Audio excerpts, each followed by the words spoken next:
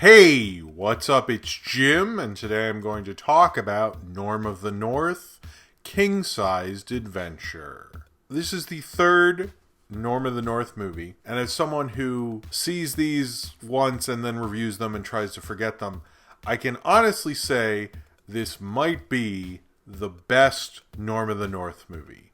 Now, to put that into perspective, I would say that means this film is almost competent, which, in terms of Norm of the North, is actually an improvement, which I did not expect from King-Sized Adventure. I'm not saying Norm of the North is good. I don't even think that's in its DNA to ever be good.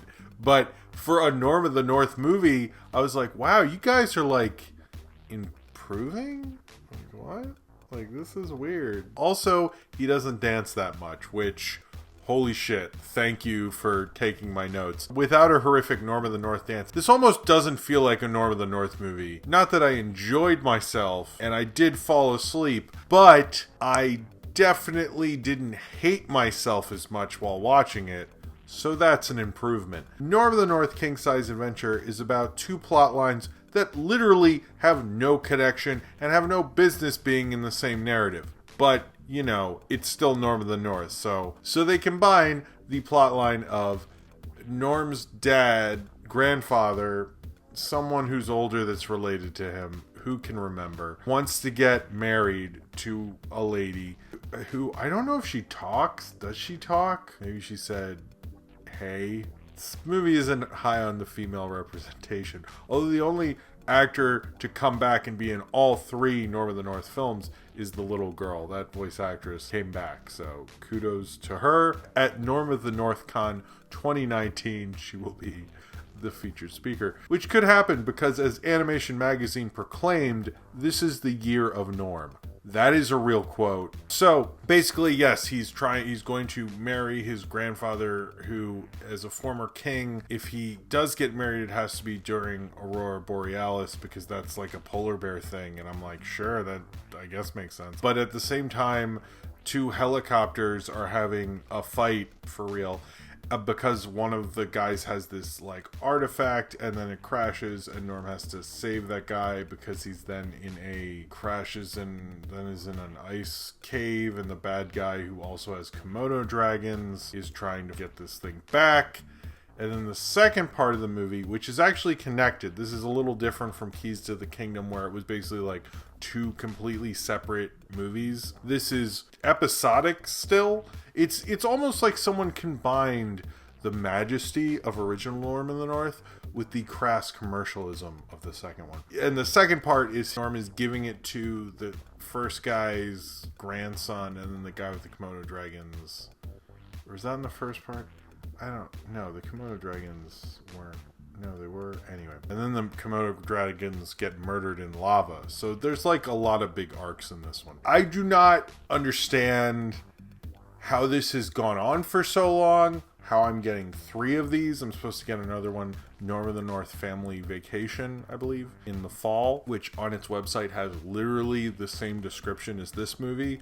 Would I put it past the makers of these films to make almost the same movie and not realize it? The thing about King-Sized Adventure is it's different from the others in that Norm is really uninvolved in this. Like, he is the main character, I guess. Like, he's really kind of tangential to the whole film. Like, you're watching this and you're like, I mean, it feels like Norm could not be involved in these things. Like, he has to get these people married, but it feels like, why is this film focused on him? And at first I thought, is it like how The Big Lebowski is, you know, under the perspective of like someone who's probably the least important person in this entire mystery? And that's like the joke of it. No, I just think this movie's badly written. You know, they could have done an Indiana Jones Raiders of the Lost Ark thing where it's more about the adventure than the character, and that's obviously why Raiders of the Lost Ark is way better than those other Indiana Jones movies. I think it's honestly that they don't know what to do with this character, because he's both a kind of quirky sidekick who says funny things, but he's also the main character, but he's also like King Ralph, but he's also not, because like, how could you be King Ralph in your own kingdom? That doesn't make sense, because the joke of King Ralph is he's a crazy American different guy, and now we have Trump, and it's like, oh my god, that is King Ralph. What did we do? In this, it's like, it doesn't, you know, the thing with his grandfather getting married, and people keep calling him about wedding plans, which he never offers a solution to. Why they call him, I don't know. They're like, he's really taking charge of this wedding, the wedding planner. Anyway, why are you calling me? I don't care that the ice sculpture is not working from the karate rabbit. Also was a thing. It's sort of competent in its own idiocy. And in that, I sort of respect King Size Adventure. Not in the way that, like, I don't get why it's called King Size Adventure. At least Keys to the Kingdom, he got a key to a kingdom. And in Norm of the North, he is Norm of the North. It being called King Size Adventure because it's not like an extra long movie or an episode of a TV show, which I semi-wonder, since the sequels are so episodic, if there is one in some weird country somewhere or something. It's dubbed in like whatever language this country that I'm not sure which one is. Possibly. I don't know. Norm of the North is beyond quantification because you really start to think about, like, what does he mean in this world? But has he become useless? Like, before, he was the protagonist. He was bringing things, making things go, man. Things were happening. The world was shaping around Norm. But now the world is moving and Norm is just a passenger within it. What does that say about us and life? And what does it say about Splash Entertainment? What does it say about the animation world that Norm has come into our hearts and infect us? I don't know. I actually think this maybe has the best Norm of the North villain, in that it only slightly, the guy annoyed me. Like, the first villain was awful. Did the second one have a villain or didn't? Like, I think it did in the first part, but then the other part was like a hockey team thing. Man, these movies are weird and dumb. But this one, it was like, oh, okay, he's greedy, and there was like actually like a narrative with the villain and stuff, and he was in both parts and all that. And he had Komodo dragons, which were cool, and then get killed by lava after lemmings fart in their face. Hey, it's Norm of the fucking North, bitch. Like, that's gonna happen. You gotta be down for what Norm's throwing. I don't claim to understand Norm of the North and what he's doing and his kingdom, but it does feel like maybe this is showing like how disconnected you can be from your people, because they're calling him to give him updates, but is there any, like, he's a figurehead. Maybe like he doesn't really do anything. We just want the leadership from him, and even if he doesn't give it to us, we find that leadership in ourselves. I like don't understand, like, there's no narrative sense to this. This is a bunch of garbage nonsense baloney. And like, Norm of the North is like one of these things where we all sit back and look at this atrocity and it keeps going.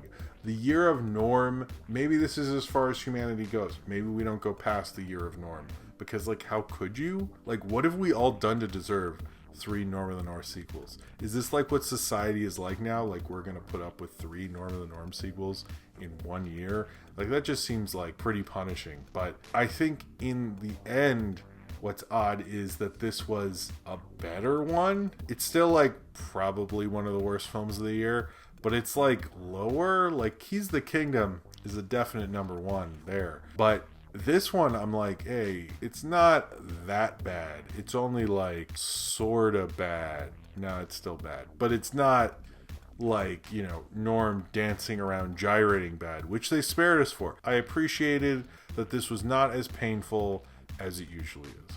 It was not good. It did not entertain me in the least, other than that the lemmings straight up murdered some fucking Komodo dragons. That was sort of interesting.